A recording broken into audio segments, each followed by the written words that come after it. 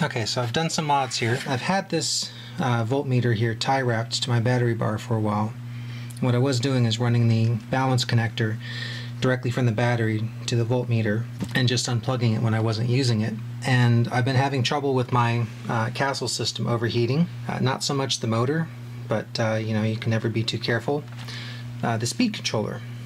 So what I have done is added a team associated 25mm fan to it, and it's being held on by a zip tie. I don't know if you can see it down over here. It's right there. And there is a clip on the side, like right here, for some kind of a shroud to go over this heat sink. And what I did is I ran the tie wrap down through the hole, out here, through the loop, back out the other loop here for the clip for the shroud, and then up through this hole. What I've done here is I have a screw. I have driven that in there, and it's acting like a worm gear. So as I tighten the screw, it pulls more and more of this tie wrap out, which makes this connection tighter and tighter. Then on the other side here, I've decided to be a little risky. I have hot glued the other side of the fan directly to this speed controller, so that there's no air gap to kind of force the air down. And what it's doing is it's blowing air down. How do I power it? Well, it came with a little 2-pin connector, and there is no fan connector on the Sidewinder 3. So what I have done is I got a balance connector extension.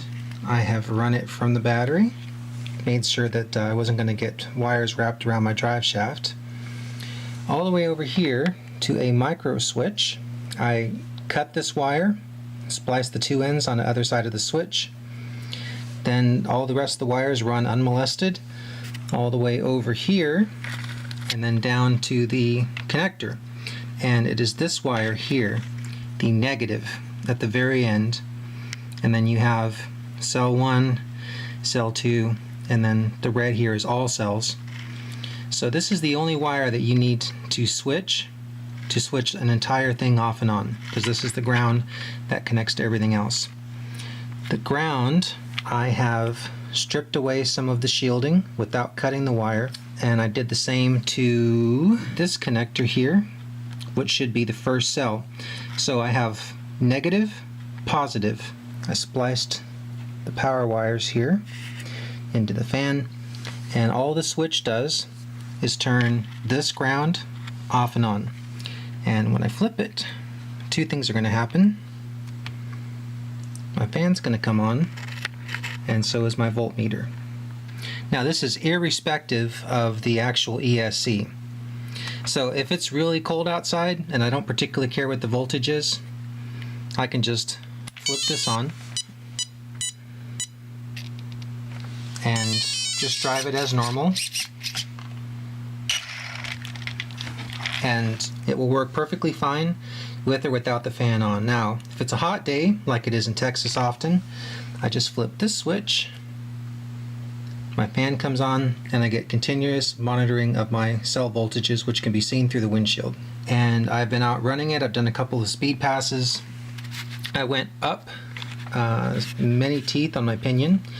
I went from a 16 all the way up to a 21.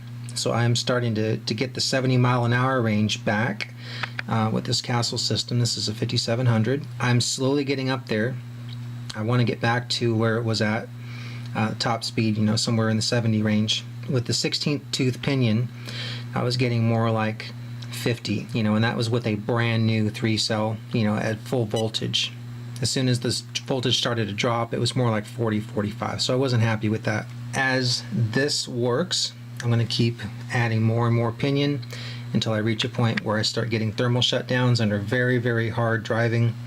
I'm going to back it off a tooth or 2, and I will have the speed I want without overheating my ESC. And this is my setup.